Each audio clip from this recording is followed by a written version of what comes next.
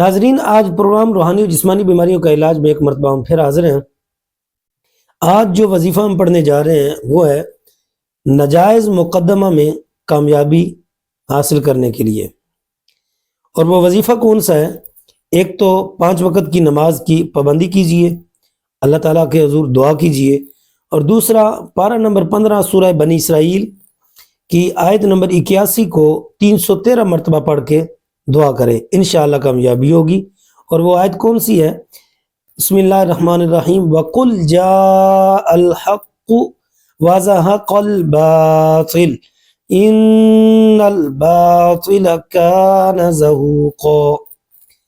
قرآن مجید فرقان حمید کا کوئی بھی جب کسی آیت کا وظیفہ کیا جاتا ہے تو کوشش کرے کسی پڑھے ہوئے بندے کے ساتھ جو تلفظ کے ساتھ پڑھا ہو اسے سنا کر تلفظ کو درست کر لیا جائے، انشاءاللہ کامیابی حاصل ہوگی۔